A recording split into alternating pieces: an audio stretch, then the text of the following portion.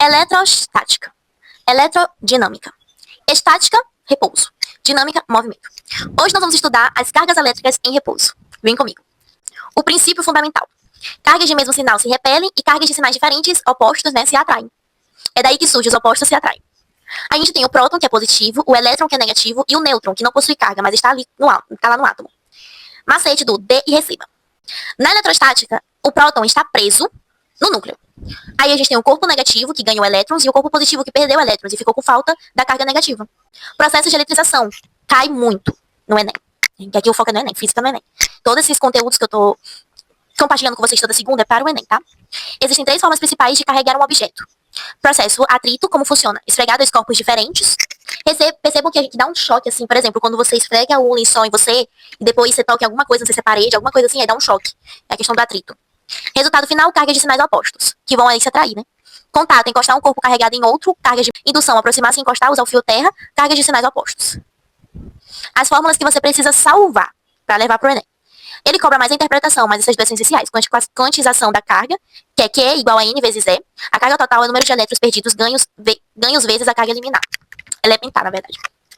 E a lei de Coulomb. F igual a K vezes Q1 vezes Q2 sobre D ao quadrado. A força depende da distância ao quadrado.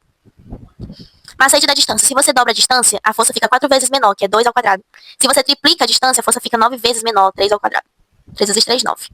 Campo e potencial elétrico, a visão do Enem. Campo elétrico é a região de influência. Cargas positivas jogam para fora e negativas puxam para dentro. Blindagem eletrostática, gaiola de Faraday, eu lembrei de Hathaway, que eu fiz a paródia. Nada a ver. O campo dentro de um condutor oco é 0. Por isso você fica seguro dentro de um carro durante uma tempestade de raios. É a recomendação, ao invés de estar debaixo de uma árvore. Macetes e apostas para a prova. Presta atenção nessa parte. Poder das pontas. Cargas elétricas tendem a se acumular em regiões pontiagudas. É por isso que para raios tem pontas. O fio terra. Sempre que algo é ligado à terra, a intenção é neutralizar o corpo. A terra é um estoque infinito de elétrons. Unidades. Fique atento. Se aparecer o U e o C, que é o microcoulomb, lembre-se que vale 10 elevado a menos 6 coulombs. Atenção ao enunciado. Se falar em isolantes, exemplo, borracha, vidro, a carga fica presa onde foi gerada. Se for condutor, metais, a carga se espalha pela superfície externa. Vamos resolver um probleminha porque a gente aprende na prática, né? 2 esferas condutoras idênticas A e B estão eletrizadas com carga QA igual a 8 microcoulombs e QB igual a menos 2 microcoulombs, respectivamente. Uma terceira esfera C, inicialmente neutra, QC igual a 0, idêntica às outras, é colocada em contato primeiro com a esfera A e depois de separada é colocada em contato com a esfera B. Qual a carga final da esfera C, que é a terceira, após esses 2 contatos? Ela teve contato com a A e com a B, né? Então vamos lá. Para resolver, lembre-se do macete da média. Em contatos sucessivos entre esferas idênticas, a carga se divide igualmente e a fórmula vai ser Q final igual a Q1 mais Q2 sobre 2. Primeiro passo, contato entre A e C. A tem 8 microcoulombs e C tem 0. Soma 8 mais 0, 8 microcoulombs. Divide por 2, cada uma fica com 4 microcoulombs. Agora a esfera C carregou 4 microcoulombs com ela. Segundo passo, contato entre C e B. C agora tem 4 microcoulombs e B tem menos 2 microcoulombs. Cuidado com o sinal. Soma 4 mais, abre parêntese, menos 2, fecha parêntese, e vai ser 2 microcoulombs. Divide por 2, cada uma fica com 1 microcoulomb. A resposta, a carga final da esfera C é 1 microcoulomb. O que o Enem poderia perguntar além do valor? Houve ganho ou perda de elétrons? Como a esfera C começou com 0 e terminou com mais 1 microcoulomb positivo, ela perdeu elétrons porque ela ficou positiva. Qual o sentido do fluxo? No primeiro contato, os elétrons de C, nêutron, foram para A, muito positiva, para tentar equilibrar. Dica para não errar, o Enem ama o eletroscópio. Se você aproxima o bastão carregado sem encostar, as folhas lá embaixo se abrem por indução. Se você encostar o bastão, elas se abrem por contato. Independentemente do resultado, do sinal positivo ou negativo, as folhas sempre se repelem porque ficam com cargas iguais. E você sabe que o que é igual se repele. Vamos entender um pouquinho sobre o fio terra, que é o neutralizador. Imagine o fio terra como uma mangueira de elétrons ligada a um reservatório infinito, que vai ser a Terra. A gente vai ter o corpo positivo mais a Terra. A Terra sente a falta de elétrons e envia elétrons para o corpo até ele ficar neutro. Corpo negativo mais Terra. A Terra sente o excesso de elétrons do corpo, desce para o Sol. No processo de indução, o fio terra é usado para permitir que as cargas se desloquem enquanto o indutor está por perto. Se você corta o fio antes de afastar o indutor, o corpo fica carregado com o sinal oposto ao do indutor. Campo elétrico versus potencial elétrico. Campo elétrico é o Ezinho, né, com uma setinha, e potencial elétrico é V.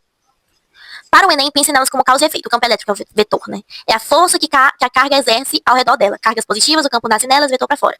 Cargas negativas, o campo morre nelas, vetor para dentro. A fórmula vai ser E igual a K vezes módulo de Q sobre D ao quadrado. Note que se a distância dobra, o campo fica 4 vezes menor. Potencial elétrico escalar. É a energia ou o nível elétrico de um ponto, e aí a gente vai pensar em uma rampa. As cargas positivas abandonadas no campo tendem a ir para o menor potencial, que é descer a rampa. As cargas negativas tendem a ir para o maior potencial, que é subir a rampa. Aí a fórmula vai ser V igual a K vezes Q sobre D. Aí aqui não tem de quadrado, tá? Se a distância dobra, o potencial apenas cai pela metade. É apenas o contrário. O Enem ama perguntar sobre o trabalho e a energia. Aí a gente vai usar a fórmula mágica W igual a Qzinho vezes, abre parênteses, VA menos VB, fecha parênteses. Macete. Se uma carga se move entre dois pontos que têm o mesmo potencial, chamados de superfícies equipotenciais, que é de equidade, né? O trabalho vai ser zero. É como andar no plano. Você não ganha nem perde a energia de altura, né? Resumo para levar para a prova. Fio terra sempre tenta levar o corpo ao potencial zero, neutralizar. Campo é vetor, tem seta. Potencial é número, tem sinal. Dentro de um condutor em equilíbrio, o campo é zero, o potencial é constante, não é zero. E é isso. Aí agora vamos entender para finalizar a gaiola de Faraday. Lá, e o que é gaiola de Faraday? É um fenômeno de blindagem eletrostática. Quando você tem um condutor, que pode ser um metal, por exemplo, que é oco ou forma uma malha fechada, as cargas elétricas em excesso se distribuem apenas de superfície externa. Por que o interior é seguro? A explicação técnica, tá? Quando o campo elétrico externo atinge a gaiola, os elétrons livres do metal se movem rapidamente. Eles se reorganizam de tal forma que criam um campo interno oposto ao externo. Resultado, o campo elétrico resultante no interior da gaiola vai ser zero, né, porque vão se anular. Um é positivo e o outro é negativo.